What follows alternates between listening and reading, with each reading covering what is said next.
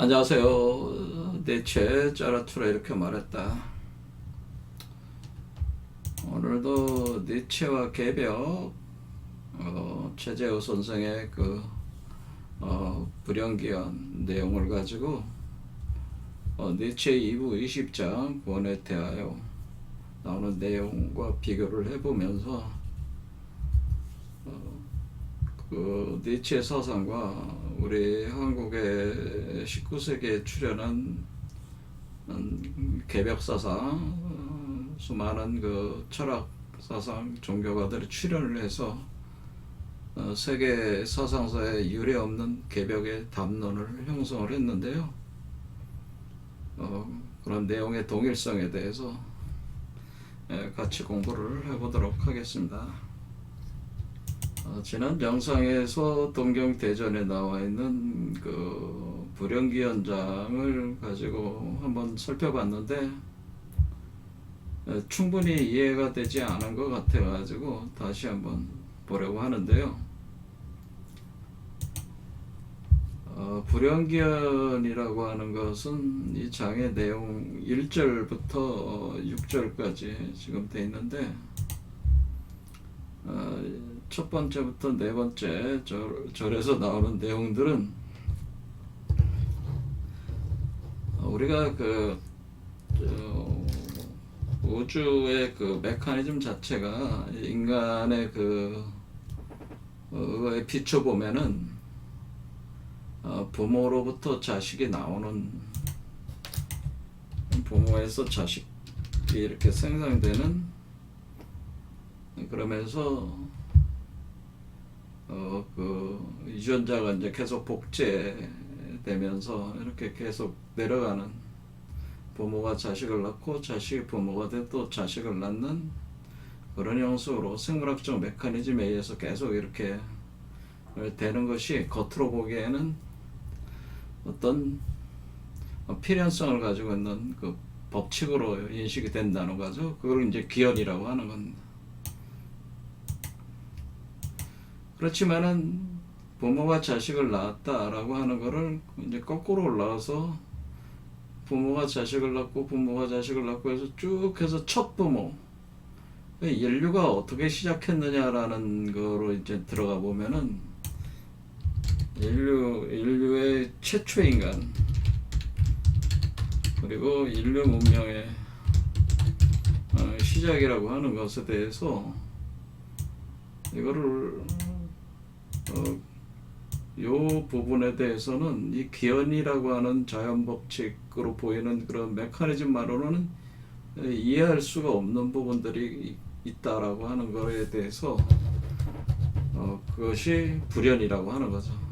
그러한지 안 그런지 모르겠다고 하는 거예요. 불연. 그러니까 기현이 아니라는 거죠. 기현이 아닌 것에서 불연에서 시작을 했다는 겁니다. 그래서 이 불연이라는 거가 뭔지를 알기 위해서는 인류가 최초 시작한 시점, 인류 문명의 시작이 된 시점으로 우리가 다시 돌아가 봐야지 이 불연 현상에 있어서 내용을 우리가 파악할 수가 있다고 하는 겁니다. 그 내용이 이제는 1절부터 4절까지 내용이라고 볼 수가 있습니다. 그래서 5절에 들어와서 본격적으로 이 불연 현상을 대해서 얘기를 하게 되는데, 그것이 굉장히 그 상징과 비유로 설명을 한다. 그러니까 니체도 굉장히 상징과 비유에 굉장히 탁월한 사람이었지만 최재우가 그 이상이 되는 상징과 비유 체계 탁월하신 분이기 때문에 그런 내용들로 설명을 하다 보니까, 왜냐하면 이 불연이라는 건 아무도 체험해보지 않은 태초인간, 태초의 인류 문명에 대한 부분이니까 그걸 누가 알겠습니까? 그걸 상징과 비유로 설명을 하는 거니까 그 상징과 비유를 해석을 해줘야 돼. 그러니까 제가 해석을 해드려야 되니까 그게 정말 쉬운 문제가 아니라. 그래서 지난 시간에 제가 대체적으로 얘기는 했는데 이 5절에 대한 내용을 지난 강의를 영상을 보신 분들도 무슨 얘기하는지 몰랐을 것이다 라는 생각이 들어서 이 부분을 한번 다시 좀 세밀하게 설명을 해야 되지 않겠나, 그런 마음의 그 부담감이 있어 가지고 오늘 다시 5절에 대해서 다시 이 내용을 보려고 하는 겁니다. 자, 그러니까 우리가 태초 인류의 최초 인간, 최초의 인류의 문명, 도대체 인류 문명이 어떻게 이렇게 법과 제도가 이렇게 구성이 되고 이게 어떻게 이렇게 돼 나온 것이냐, 이게 최초의 문제에 대해서 그걸 어떻게 설명을 하냐면은 운자래의 복지라고 표현했어. 지금 우주적인 시간의 흐름이 운자래의 복지, 그러니까 운이라고 하는 것은 어떤 운명의 수레바퀴죠. 이게 인류의 운명의 수레바퀴에는 자래 스스로 온다는 거예요. 스스로 와서 회복된다 그런 뜻이니까 운이 스스로 다시 돌아온다라고 하는 운자래의 복지는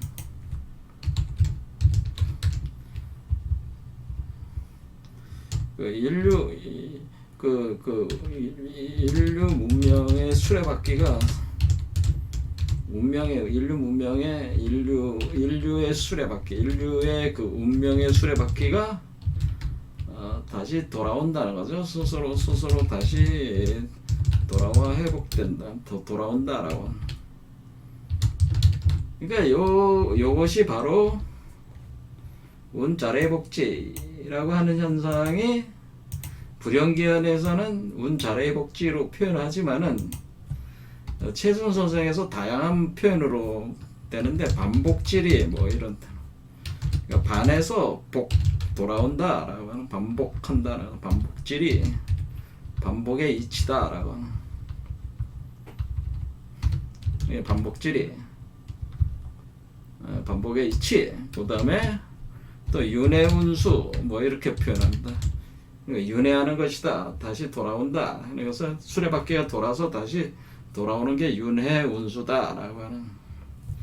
그러면 윤회운수, 윤회한다는 윤회, 이렇게 돌아온다는 것은 회전에 돌아온다, 윤회운수다 이렇게 표현을 한다는. 그 다음에 어떻게 얘기하냐면은 무왕불복질이다 그런 표현에서, 이것은 제가 지난 시간에 말씀드렸지만 주역에 나오는 표현인데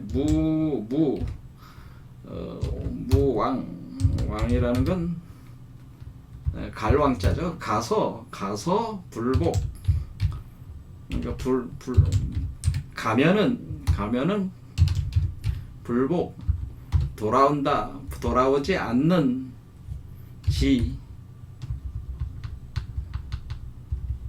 이렇게 해가지고 이걸 어떻게 번역하냐면은 가서 왕불복, 가서 돌아오지 않는, 불복하지 않는 것은 없다 이렇게 무르하는 거예요. 그래서 무왕불복지리는 가서 돌아오지 않는 것은 없다는 이치다라고, 없는 이치. 그냥 한번 간 거는 다시 돌아온다고 하는 거죠. 이거를 개벽사상으로 얘기할 때 다시 개벽이다라고. 한번 개벽이 예전에 일어났는데, 그러니까 우주가 시작이 됐고 거기서 인류가 출현을 했는데, 그 최초의 인류가 출현했는데 그것이 다시 시작된다, 그러니까 다시 시작되는 그 지점으로 돌아간다. 그래서 다시 개벽사상으로 이것이 이제 종결이 되는 거죠. 다시 개벽. 그래서 최수훈 선생의 사상을 다시 개벽 사상이다라고, 다시 개벽된다라고 하는. 그러니까 개벽 사상에 있어서 최수훈 선생의 사상은 다시 개벽 사상이라고 해요. 다시 하늘과 새로운 하늘과 새 땅이 다시 열린다라고 하는. 새로운 하늘과 새 땅이 다시 열린다. 그러니까 새로운 하늘과 새 땅이 열린다. 그러니까 옛 하늘과 옛 땅이 열린 시점으로 다시 돌아간다. 그러니까 이 안에는 옛 하늘과 옛 땅이 사라진 옛 땅이 개벽된 그때로 때와 같이 다시 개벽한다는, 다시 개벽하니까 옛 하늘과 옛 땅이 개벽된 그때와 같은 개벽이 다시 일어난다. 개벽이 같은 개벽이 다시 발생한다라고 하는 거다. 이게 다시 개벽이네. 그러면 옛 하늘과 옛 땅이 생기고 나서 그때 당시에 첫 인간과 그 첫 인류와 그 인류 문명의 시작 지점이 생겼듯이 지금 이 오늘날의 시대가 새로운 하늘과 새 땅이 열리면서 새로운 인간이 그리고 새로운 인류 문명이 다시 시작된다고 하는 거죠. 그러니까 이게 새로운 하늘과 새 땅이 열면서 새로운 첫 인류와 새로운 인류 문명이 시작된다. 이렇게 되는 거니까 요런 개념이죠. 인류 문명이 시작된다. 요게 다시 개벽 사상이라. 요런 현상이 오늘날 일어난다고. 그래서 최수원 선생께서 이런 어떤 그 다시 개벽 사상이라고 하는 것을 이렇게 제창을 하셨고, 이걸 이 최수원 선생부터 시작해가지고 아주 기라성 같은 그 한국 사상가들이 굉장히 많이 출연을 하는 거죠. 그러니까 우리 개벽 사상은 우리 한민족 세계사에서 세계 사상사에서 그 전례를 찾아볼 수 없다는. 그러니까 여러분들이 전 세계 어떤 사상을 다 뒤져봐도 세계 사상사에서 사상사에서는 이러한 사상 운동의 전례를 찾을 수가 없어요. 그만큼 구한말 시대에 일어났던 시대의 그 개벽사상 담론이라고 하는 이런 부분은 우리 한국 사상의 어떤 굉장히 그 다른 나라의 그 사상적인 흐름과는 완전히 차원을 달리하는 담론이었다고 하는 겁니다. 개벽사상이. 그래서 우리 한국이 지금 오늘날 이제 K사상이라고 하잖아요. K사상. 우리가 만약에 그 K-팝, K-팝이라든가, K-드라마, K-푸드, 이런 식으로 하듯이 사실은 우리 한민족의 K사상, 그러니까 우리 한민족 사상의 핵심은, K사상의 핵심은 구한말에 등장한 개벽사상, 개벽사상이 그 뿌리가 된다고. 그 확고한 토대다. 그래서 우리가 K사상가들은 개벽사상에 정통해야죠. 개벽사상을 잘 알아야 된다는. 우리 한국 사상이 세계를 주도를 해나갈 때, 이제는 여태까지 이제 중국, 서양 이런 때가 이제는 세계사의 그 사상을 이제 주도를 하면서 이끌어왔는데, 우리 한민족이 앞으로 세계사의 중심이 돼서 세계를 이끌어 나가려면은 우리 자신의 K사상 가지고 하게 되는데, 그 K사상의 핵심이 개벽사상이라는 거예요. 그래서 이때로 돌아가서 우리도 최재우, 김일부, 박중빈, 강정산, 그 외에 이제 수많은 거기로부터 나오는 반개 그 사상가들이 많이 있었고, 훗날 제가 주목해서 본 분 중에 한 분은 야산이달 선생, 홍역학 같은 거, 이런 것들이 굉장히 이런 개벽 사상의 담론을 아주 풍부하게 담고 있고, 앞으로 인류 문명이 어떻게 전개될 것이라는 것을 일종의 방향성을 설정해주고 있기 때문에 우리가 그 인간에 대한 가치라든가 뭐 어떤 자연에 대한 가치 이런 거를 다 보여주고 있단 말이에요. 그래서 이거를 굉장히 우리가 깊이 공부를 할 필요가 있다고 생각을 합니다. 우리가 한민족이 세계사야를 주도를 하려면은 그런 생각이 있다면은 개벽 사상을 잘 알아야 된다라고 하는 거죠. 그런데 이렇게 할 때에 우리 한반도 구한말에서 이렇게 개벽 사상 담론이 전개될 때 유일하게 전 세계에서 유일하게 이거와 개를 같이 한 사상가가 서양에 딱 한 사람이 있었는데 그 사람이 바로 니체라고 하는 거예요.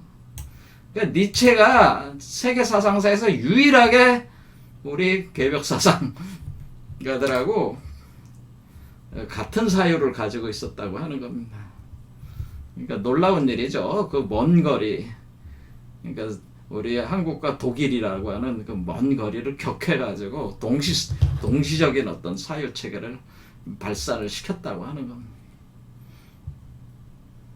자, 그래서 니체도 시간이 역류한다라고 했죠. 시간이 역류한다. 시간이 역류해 돌아간다는 다시 원 지점으로 다시 시간이 거슬러 올라간다. 시간을 거슬러 올라가게 되고 그것이 다시 시간이 역류하면서 다시 돌아가는 역류회귀하는 현상이 일어나고 이것이 궁극적으로는 니체 사상의 핵심인 영원회귀 사상으로 결말이 지어지는데 그 니체의 핵심 사상이죠. 이게 영원회귀 사상이 니체 핵심 사상이야. 그러니까 니체 핵심 사상인 영원회귀 사상은 기본적으로 시간 역류회귀 사상이고 이것은 그 태초의 지점으로 태초의 인류가 시작한 지점으로 다시 돌아가서 뭐냐면은 당시의 그 우연성을 필연성으로 파악을 함으로써 우리가 그동안의 인류가 전개해왔던 그 모든 것을 대긍정하는 거죠. 이 인류의 그 운명과 인류 운명과 그 문명을 대긍정 철학으로 전환을 시키는 이것이 니체의 핵심 사유인데 요거하고 이제 같은 거죠. 그러니까 시간이 역류회귀한다, 영원회귀한다 이런 것들이 최재우 선생에는 다시 개벽으로 결정이 되고 이것이 반본환원이라는 얘기가 되는 거고 이것이 원시반본이다 뭐 이렇게 또 표현이 되는 거고 이렇게 되는 거죠. 그러니까 반본환원, 원시반본 이런 식으로 이제는 우리 한국 사상가들은 이렇게 표현을 했다는 거예요. 시간의 역류 현상, 다시 회귀하는 현상을. 그러니까 영원회귀 사상이 이미 한국 사상가들은 기초적으로 다 알고 있었다는 거죠. 이런 걸 주장을 했다는 거죠. 개벽 사상을. 근데 이게 영원회귀가 일어나는 것이 개벽이 다시 시작된다는 걸로 이해를 했다는 거죠. 그러니까 지금 니체의 위버맨시 출현은 개벽 현상이라고 하는 거죠. 위버맨시라고 하는 존재는 결국에는 신인류라고 하는 거죠. 태초의 인류와 같은 존재라고 하는 그런 존재가 태어난다고 하는 것은 아이로서 태어난다고 하는 것은 태초의 인류로서 위버맨시가 다시 출현한다 라고 하는 그것이 개벽이다 라고 하는 겁니다. 이게 똑같은 얘기다 그런 얘기예요. 니체와. 자, 그래서 일단은 시간 역류 현상은 시간을 회귀하는 현상. 그러니까 시간이 직선적으로 엔트로피가 증가하는 방향으로만 흐르는 게 아니고 시간을 역류하는 엔트로피 감소 방향으로도 팽팽하게 유지가 되면서 엔트로피 감소가 더 주도가 되면서 다시 개벽 현상이 일어나서 시간이 원형구조로 흐르게 된다. 원형구조를 가지고 흐르면서 끊임없이 갔다가 다시 돌아오는 이 현상을 파악을 해서 이걸 기초로 해서 개벽이 다시 일어난다고 하는 것을 그 논리적으로 도출을 해냈고 최순 선생께서 이걸 기초로 해가지고 자신의 그 궁을 직접 그 궁을 걸 통해 가지고 이제 인류를 어떻게 변화시킬 것인가, 그거를 구체적인 수단으로 최순 선생께서는 궁을 제창을 하신 거예요.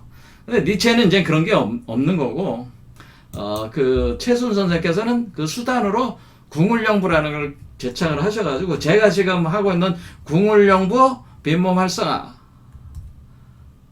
그렇죠? 그 개념 자체가 최순 선생으로부터, 그러니까 저의 사상, 제가 이제 좋아하잖아요. 그러니까 좋아하는데, 제가 하는 것도 제 사상의 뿌리도 최순 선생에게 있다고 하는 거예요. 이렇게 이해하시면 됩니다. 그러니까 저도 한국 사상가, 아주 정통적인 한국 사상가로 여러분들이 인정을 해주시면 좋겠다, 뭐 그런 얘기입니다. 자, 그래서 여기 이제 처음에 지난 시간에 이제는 하던 거를 이제는 이해가 잘 안 됐으니까 다시 얘기를 하겠습니다. 그래서 어쨌든 운, 자레의 복지 해가지고 우리가 영혼회기, 원시반복, 반본환원, 다시개벽, 이것이 일어난다라고 하는 것을 얘기를 하면서, 그러면서 여기서 그 운이 스스로 와서 회복되기 때문에 옛날과 지금이 다르지 않다. 그 얘기는 옛날에 개벽이 일어났듯이 지금도 똑같은 개벽이 일어나는 거니까, 지금 옛날에 일어났던 일들이 지금 다시 일어나는 거니까 다르지 않은 현상이 일어나니까 이것을 회복이라고 하는 것이다 라고 하는, 옛날 개벽과 지금 개벽이 같은 현상이기 때문에 다르지 않은 현상이 일어나서 이렇게 되는 거를 회복한다고 하는 것이다 라고 하는 겁니다. 그래서 이 운자레의 복지하는 영혼회기를 우리가 파악을 해서 그 만물이 불현이요, 그러니까 태초에 인류가 출현하고 그 문명이 시작된 것을 헤아려 가지고 밝혀 가지고 이것을 자기가 그 동경대전이나 용담유사에 기록을 해 가지고 그것을 거울로 보듯 환하게 이렇게 밝혀 가지고 밝히겠다, 그런 얘기입니다. 그리고 사시가 차례가 있듯이, 우리가 봄, 여름, 가을, 겨울, 봄, 여름, 가을, 겨울이 있듯이, 우리가 봄, 여름, 가을, 겨울로 들어가서 성주 개공, 그러니까 봄, 여름, 가을, 겨울은 겨울은 되고 다시 봄, 여름, 가을, 겨울이 우리가 오는 거니까, 우리가 봄, 여름, 가을, 겨울이 인류 문명이 전개가 된 거고, 이제 인류의 겨울에 들어와서 다시 봄이 시작이 된다라고 하는. 그래서 이렇게 그러니까 사시, 우리가 봄, 여름, 가을에 사시가 있듯이 다시 새로운 봄이 열리는데, 이 봄과 옛 봄은 같은 개념의 봄이라고 하는 거죠. 그렇죠? 그런데 사람들은 이와 같은 반본하는 원시반본, 다시개벽 현상, 운자레의 복지하는 현상에 대해서 깊이 이해를 해서 그 알미 있어야 되는데, 그런데 사람들이 현재 이와 같이 이렇게 그 다시개벽하는 현상들에 대해서 사람들이 잘 모르고 있다라고 하는 겁니다. 개벽하는 현상, 사람들이 잘 모른다 하는 표현을 뭐라고 얘기했냐면은, 어찌하여 알미 없는 고, 어찌하여 알미 없는 고, 이렇게, 이 세상 사람이 어찌하여 알미 없는 고, 이렇게 했단 말이에요.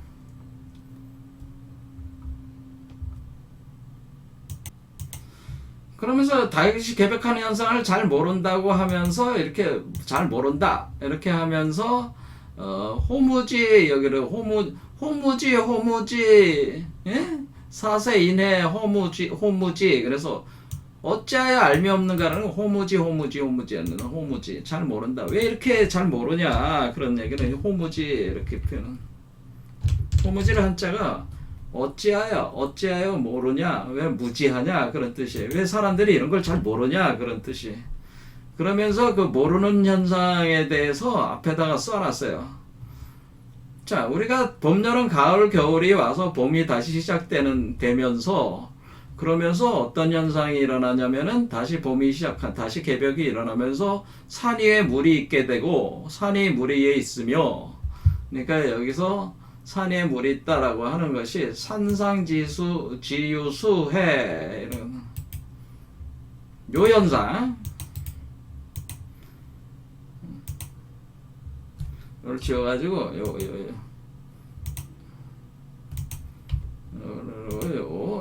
요 편에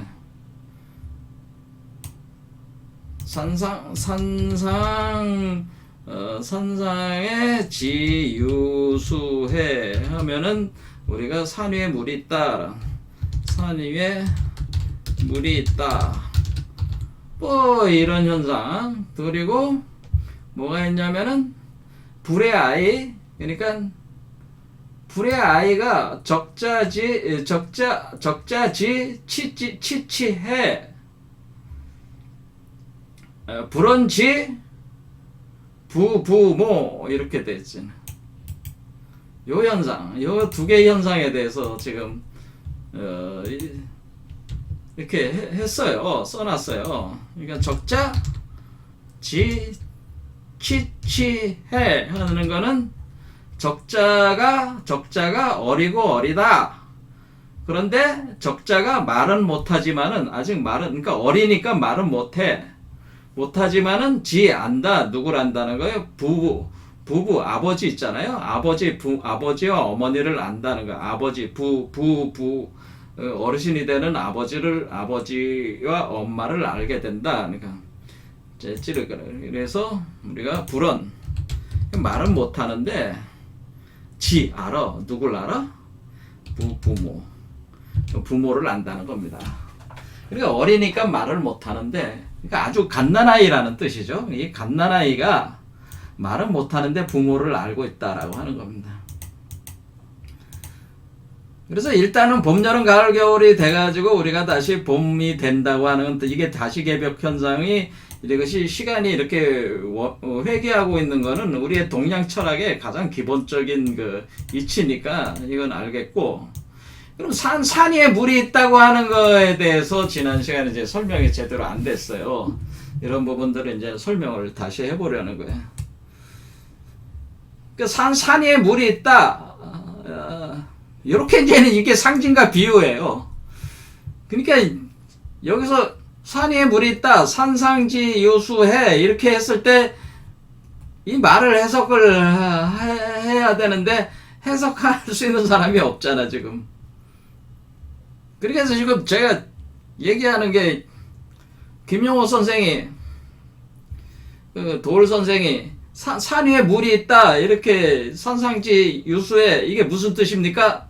이렇게 모르면 무슨 말인지 모른다는 거지. 해석을 못한다는 거지. 직역은 할 수 있죠. 산 위에 물이 있다. 근데 산 위에 물이 있다는 뜻이 뭐요? 이게 뭐요? 적자지 치지해. 왜 적자가 왜 그 어리고 어려? 이건 또 뭐요? 이게 이제는 우리가 다시개벽이 일어났을 때 다시개벽의 현상을 요렇게 찝어서 이제 설명을 해주고 있는 거예요, 이게. 그러니까 이걸 다 해석할 수 있어야지 다시개벽 현상의 그 단초를 우리가 잡은 거, 원래 불현 시점에 대해서 이해할 수가 있는 거예요. 그러니까 우리가 태초에 인류가 생겼을 때 산 위에 물이 있었다는 얘기죠. 그러니까 산 위에 물이 있다는 얘기는 무슨 얘기냐? 자, 이제 시간이 없으니까 좀 빨리 하게 보겠습니다. 자, 그래서 우리는 산 위에 물이 있다라고 하는 얘기는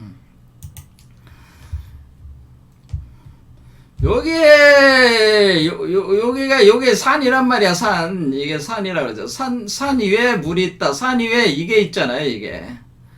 그러면은 여기에 물이 있어. 산 위에, 이게 산이죠. 그러니까 우리가 여기는 밑에는 바다고, 여기 중간은 땅이고, 땅에 산이 솟아오를 거 아니에요. 산이 솟아올라서 산 꼭대기에 여기 앉아있는 거야.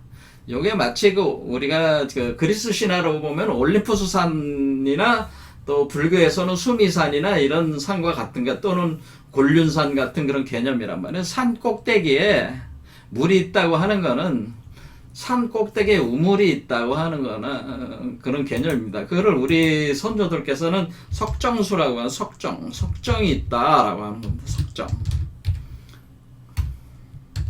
그러니까 돌로 만든 돌 우물이 있다라고 하는, 석정이 있어가지고 이게 돌우물이라고 하는, 돌우물. 돌로 된 우물이 있는데 그 우물이 이 석정이 산 꼭대기에 있다라고 하는 겁니다. 그래서 그 우리가 이제는 예수도 뭐라 그랬어요? 그 저기 스가라는 지역에 가가지고 그 우물에서 물 깃는 그 사마리아 여자를 만나가지고 뭐라 그래? 나는 영원히 목마르지 않는 샘물이다 이렇게 표현하죠. 나는 영원히 목마르지 않는 샘물이다. 이렇게 목마르지 않는 샘물, 영원히 목마르지 않게 하는 샘물. 이것이 봐라. 네. 샘물 이렇게 표현이 되는 겁니다. 그러면 영원히 목마르지 않는 샘물이 여기서 솟아나온 것이다. 이게 석정이다. 그러면 석정에서 그러면은 여기가 산에서 산 꼭대기에서 석정이 있어가지고 도루물이 있어서 그러니까 여러분들이 상상을 하기를 산에 가시면은 여러분이 거기 우리 약수터 같은 거 있잖아요. 그러니까 높은 산에 약수터 같은 게 있어가지고 약수물이 쏟아나온다 이렇게 생각하시면 된다고. 그게 석정이다 이렇게 보시면 돼요. 그래서 그럼 산에서 물이 흘러내려갈 거 아니에요. 그러면 산 꼭대기가 하늘이잖아요. 그러니까 여기서 그 물이 쭈르르 흘러내려가면은 어떻게 돼? 이렇게 내려가면은 냇물이 되고 이것이 강물이 되고 바닷물로 흘러갈 거 아니에요. 그러니까 위에서부터 우물물이 쏟아 나와가지고 냇물이 되고 강물이 되고 바닷물이 흘러가는 것이 요거란 말이에요. 요게. 그러니까 여태까지 그러니까 태초에 개벽이 돼가지고 태초에 석정이 쏟아 나와가지고 그 우주로 이렇게 쫙 그 물이 흘러나가듯이 이렇게 물이 흘러나가지 우주가 이렇게 형성돼 나가는 걸 이렇게 표현한 거란 말이에요. 우물물, 냇물, 강물, 바닷물 이렇게 흘러가는 거란 말이에요. 위에서부터 내려가는 거잖아요. 물이라는 거는 위에서부터 내려가는 거잖아요. 요걸 그래서 요 우물물을 뭐라 그러냐면은 우물은 여러분들이 그 구멍에서 솟아오는 거잖아요. 그래서 분출되는 용천수라고 그러잖아요. 용천수. 그러니까 우리가 밑에서부터 솟아오르는 용천수, 분출되는 샘물, 샘물, 분출된다. 그래서 영어로 아웃포링이라고 하는. 아웃포링. 이게 쏟아나온다. 오르는 샘물이 있어. 솟아오르는 영원히 목마르지 않는 샘물이 있어가지고 계속 솟아나와. 우주의 중심에서 계속. 그러면 이것이 이제는 흘러가는 거죠. 그러면 이렇게 우리 인간으로 볼 때는 이 우물물이 위에 있어가지고 이렇게 흘러내려가는. 그럼 밑에가 바다가 된다고 그래요. 바다가 됐어. 그러면은 이게 원래 태초의 모습이란 말이야. 그래서 이렇게 흘러가는 거야. 근데 이 물이 다시 올라가려면 어떻게 해야 돼요? 이 물이 위에서부터 뿜어져 나와가지고 흘러내려가는 거라면 이것을 물이라고 해도 좋고 어떤 마음이라고 해도 좋고 에너지라고 해도 좋고 물질이라고 해도 좋습니다. 이렇게 뭔가 그 에너지가 이렇게 그 우주 근원으로부터 쏟아서 나와가지고 우주를 팽창하는 데 쓰면서 이렇게 나간다. 이런 개념과 같은 겁니다. 그러면 이게 바닷물이 됐잖아요. 그럼 바닷물이 다시 여기로 가려면 어떻게 돼요? 바닷물이 끌어올려야 되잖아요.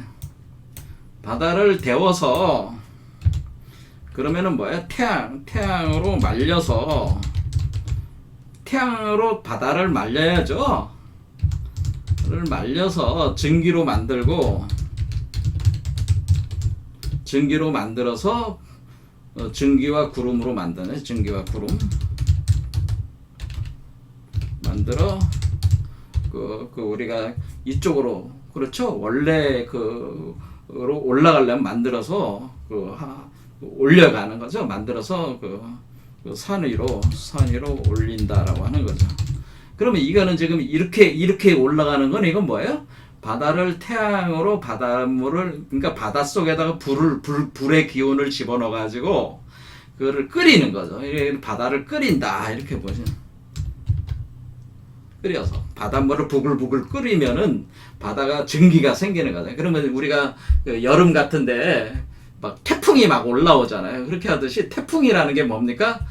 그러니까 우리가 바닷물이 온도가 해수 온도가 높아지면서 끓으니까 그러면 그것이 기운이 이제 회전을 하면서 태풍을 형성해 가지고 움직이잖아요. 그 증기 그러면서 증기를 빨아들여 가지고 이렇게 위로 올려 가지고 비가 돼서 내리는 구름을 만들어서 산 위로 올려서 비가 되어 내리게 한다. 이렇게 되는 거잖아요.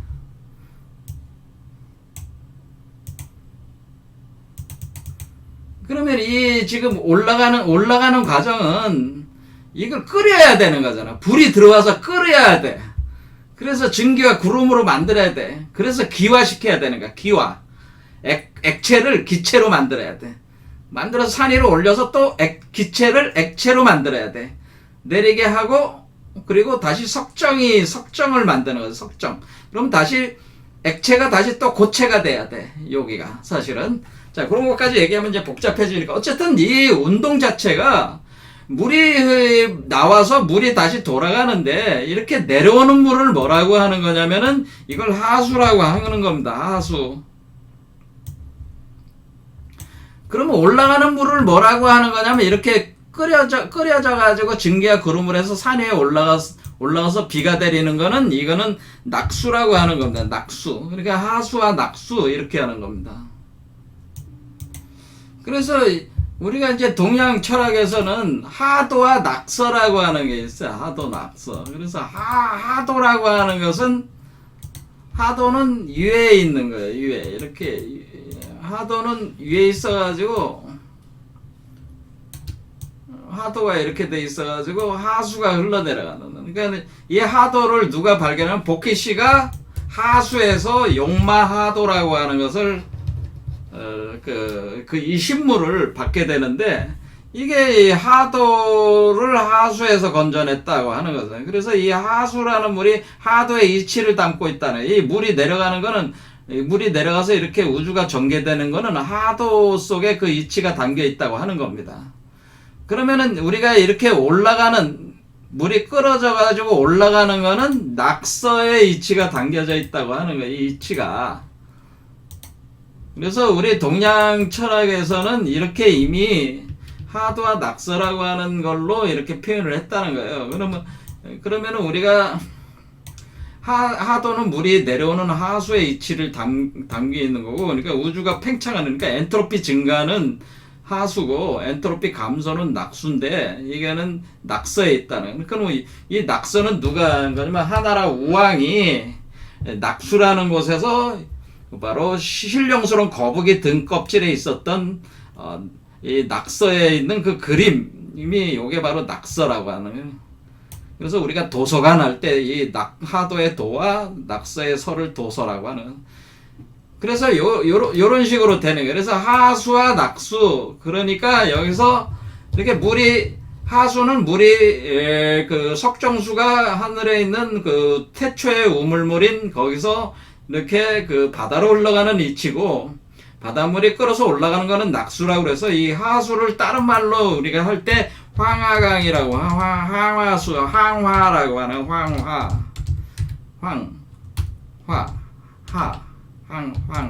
하수하를 황자를 붙여서 황하라고 하는 겁니다. 황하강이 흘러내린. 그러면 낙수라는 거는 우리 한국에서는 어떻게 이거를 우리 개벽사상가들이 이해를 하냐면은 낙수는 낙동강이다라고 하는. 낙동강. 그러니까 우리가 낙동강. 그러니까 이 황하강은 서쪽에 있고 낙동강은 동쪽에 있잖아요.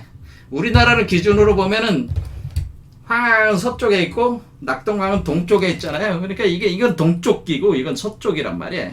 그래서 이거 낙동강 이렇게 표현한단 말이에요. 그러니까 우리가 상징 비유로 그렇게 한다는 거예요. 그러면 우리가 여기서 이 뜨거운 불이 들어가서 이것을 끌어올리는 거니까 우리가 여기서 인간이 여기 있는 아이를 포태해가지고 요거를 올리는 게 낙수의 이치란 말이야. 그렇죠. 낙수의 이치는 요거가 올라가는 거죠. 하수의 이치는 여기서부터 이렇게 내려오는 게 이치고, 낙수의 이치는 뭐예요?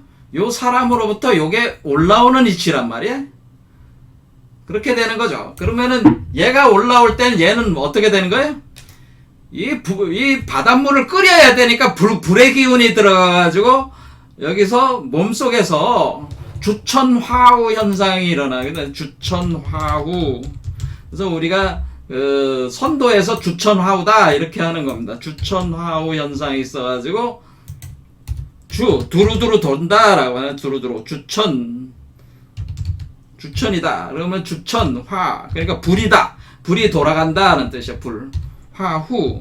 그것이 어떤 막 돌아가는 게 아니라 어떤 그 계절적 시간적 이치에 의해 가지고 이렇게 돌아간다. 주천화후 현상이 이제는 중요 현상이 되는 거죠. 이렇게 올라갈 때는. 왜냐면 불에 의해서 이 물이 끌어올라가는 건 불이 끌어올리는 거잖아요.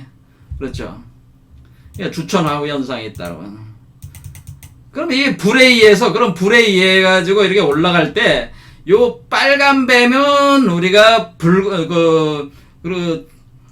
빨간 뱀은 태양의 불이고 요 파란 뱀은 달의 불이란 말이야. 그러니까 태양과 달이 합해진. 그래서 이걸 트윈 플레임이라고 그래. 트윈 플레임. 자, 이 두 개가 이렇게 두 개의 불기운이 합쳐져 가지고 끌어올리는데 이것을 트윈 플레임. 플레임이라는 게 뭐예요? 쌍둥이 불꽃. 쌍둥이 불꽃은 뭐야? 이 빨간 거는 태양, 파란 건 달, 쌍둥이라는 거지. 트윈 플레임이 올라가는 거야. 트윈 플레임이 올라가서 둘이 섞여 올라가면서 얘를 형성을 해가지고 어떻게 합니까? 얘를 형성해서 올리는 거잖아요. 얘를 형성해서 이렇게 올리는 거란 말이야. 이렇게 올리는 거니까 얘는 불 속에서 태어나는 거야. 불 속에서 가는 거잖아요. 그래서 여기서 뭐가 되는 거야? 그래서 적자라는 얘기가 나와요. 적자는 붉을 적자에다가 아들 자자니까 불타는 아이, 그런 게 불의 아이. 그래서 제가 이걸 번역하기를 적자라고 번역하지 않고 여러분들이 한자를 잘 헷갈릴 수 있으니까 이 적자는 우리가 선도에서 적자라고 하는 건 우리 몸속에서 나오는 이것이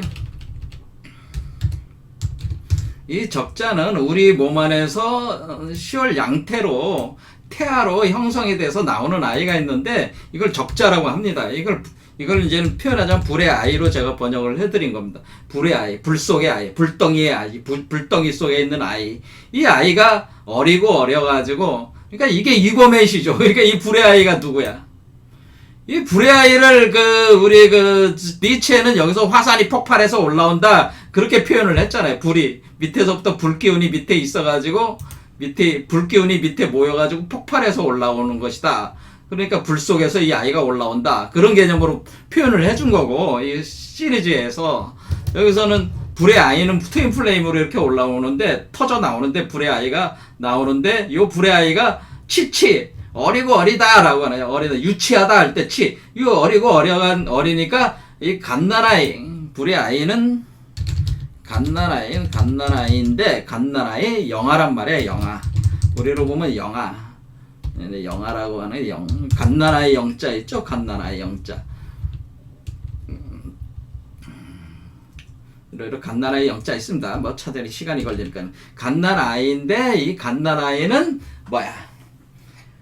말을 못하죠. 불언. 말을 못하는데 부모를 안다. 하는 거는 이때 이게 다시 이게 태초의 인간이래. 태초의 인간이 다시 태어나는데 이게 바로 불의 아이다. 이게 유버맨시가 그러니까 태초의 인간과 같은 존재인데 그런데 이 원래 인간은 부모가 있어서 자식이 나오는 시기였는데 이때 태초의 인간의 부모는 누구라고 그랬어요?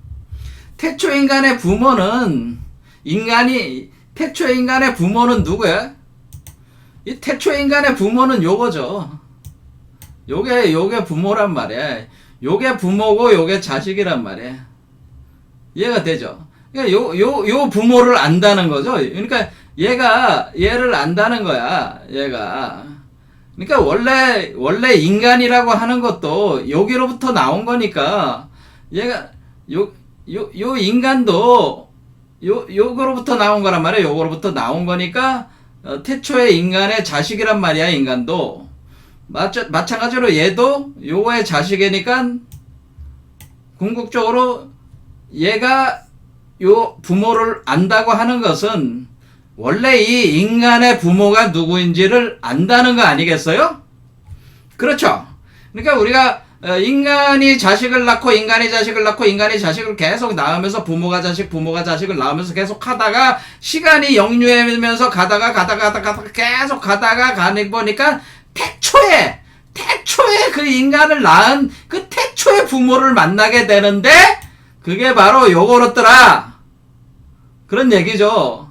그러니까 이 존재로부터 원래 태어났는데 이 최초의 존재가 원래는 요 존재가 원래 위버맨시였다. 그런요. 원래 위버맨시라는 게 있었다는 거예요. 그러니까 위버맨시가 인간으로부터 이렇게 나온 게 아니고 원래 위버맨시가 있어가지고 그게 인간이 됐고 그리고 인간 속에서 위버맨시가 나온다는 거예요. 그러니까 위버맨시의 자식이 위버맨시니까 그러면 우리가 이제 기원으로 보면은 어떻게 되는 거예요? 인간의 자식으로 위버맨시가 나오는 거잖아. 그러니까 인간이 위버맨시란 얘기잖아. 또 다시 얘기하자면은 인간도 위버맨시인데 어떤 위버맨시? 인간으로 된 위버맨시. 인간도 위버맨시인데 인간의 형상을 난 위버맨시가 인간이고 인간의 형상 위버맨시 형상을 위버맨시가 요거란 얘기죠.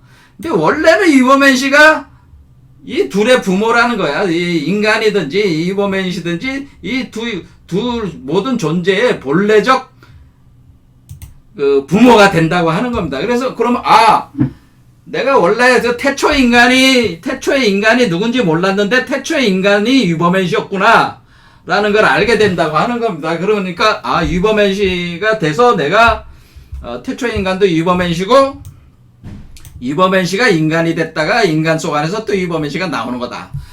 그러니까 원래 위버맨시는 창조자구나. 이게 원래 창조자로 했죠. 조물자잖아.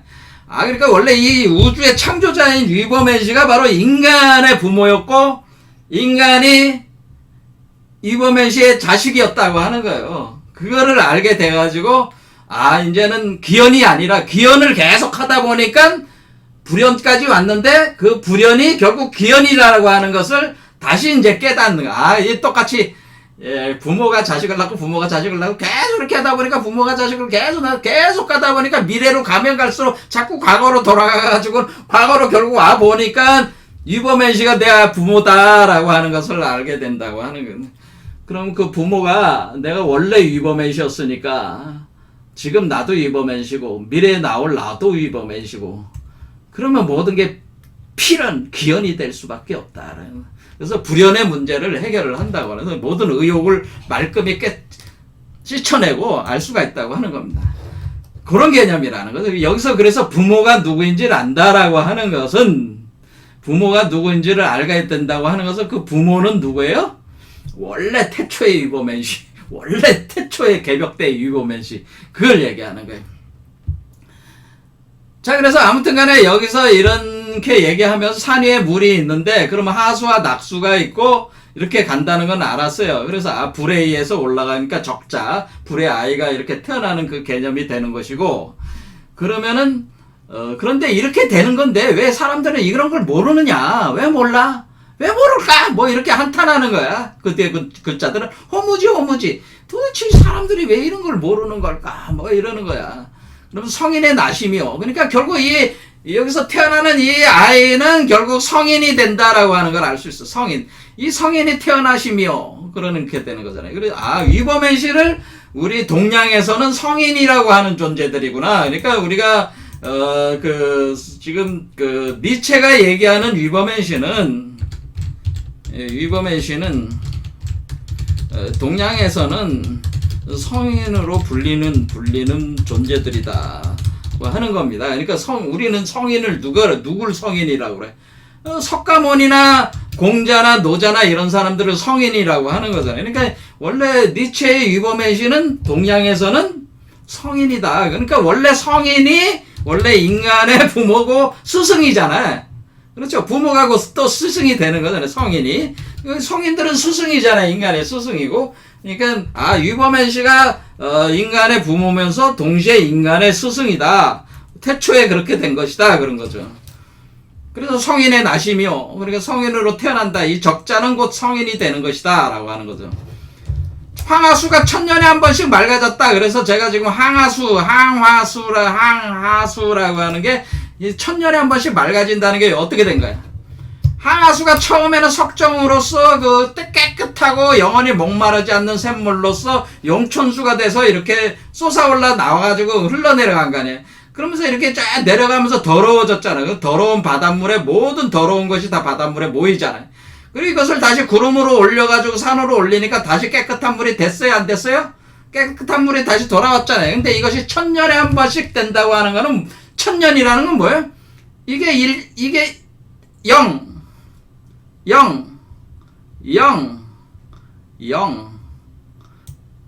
자, 다시 계산해봐요. 0. 이게 작용이 있겠죠, 0. 그 다음에 요거 0. 작용이 있겠죠.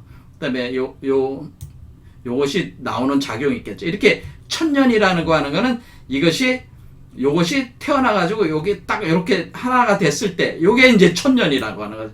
그래서 1000년, 이게 1000년의 기간이라고 하는 거예요, 이게. 그리고 우리가 그래서 기독교에서 1000년 왕국이다 뭐 이런 말을 쓰는 게 똑같은 얘기죠. 이게 1000년 왕국. 그러니까 우리가 1000년 왕국은 결국 뭐예요? 태초 인류에서 인류, 그 다음에 다시 태어나는 태초 인류, 다시 개벽돼서 태어나는 최초 인류. 그러니까 태초 인류, 다시 개벽돼서 태어나는 태초 인류. 이렇게 3단계가 딱 마무리가 딱 끝나는 요 기간을 1000년이라고 하는 거예요. 그게 바로 우주 전체를 가리켜서, 그런 메커니즘의 우주 전체를 가리켜서 시간적 그걸 가리켜서 1000년 왕국이라고 하는 것이다. 그런 얘기입니다. 그러니까 1000년에 한 번씩 맑아진다. 이렇게 되는 거죠. 그래서 우리가 원래 태초 인류 때 깨끗한 석정에서 시작해서 다시 깨끗한 석정으로 다시 돌아올 때까지 그 기간, 그것이 1000년 왕국의 기간이고, 그것이 이제 기독교에서는 1000년 왕국이라고 하는 거고, 여기는 1000년에 한 번씩 그것이 되는 거고, 불교에서는 이걸 뭐라고 하는 거예요? 천수천안이라고. 천개의 손, 천개의 눈 이렇게 표현한단 말이에요. 또는 천개의 연꽃잎 이렇게 표현은. 그러니까 1000이라는 숫자가 이런 의미라고 하는 거죠.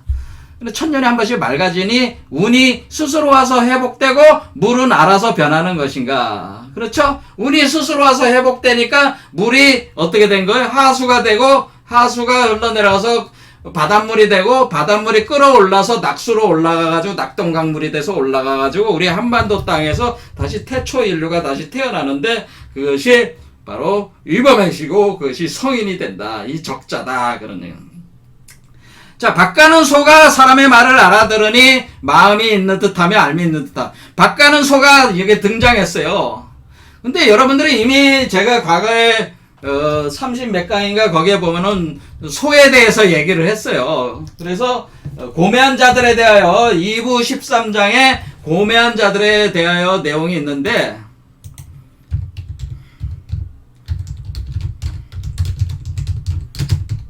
여기에 이제는 내용에 그 니체가 뭐라고 했냐면은, 이 장 가지고 제가 강의만 한 4-5개 했어요. 황소에 대해서.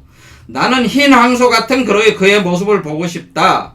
그가 씩씩거리고 울부짖으면서 쟁기를 끌고 가는 것을, 그의 울부짖음은 지상의 모든 것에 대한 예찬이어야 했다. 이렇게 황소 얘기, 흰 황소 얘기가 나오잖아요, 여기에. 이게 똑같이 나오잖아요, 여기도. 소가 나오잖아요. 밭가는 소. 경작하는 소. 그렇죠. 울부짖으면서 씩씩하게 쟁기를 끌고 가는 소. 이것을 니체는 이렇게 표현했고, 황소, 흰 황소. 제가 이거를 뭐라 그래서 대력배구라고 해가지고 우리가 시부도에 나오는, 불교에서 시부도에 나오는 그 대력배구를 얘기하는 것이고, 일불승을 가지고서 대력배구라고 하는 거다. 근데 우리도 여기서 그 밭가는 소가 나온다.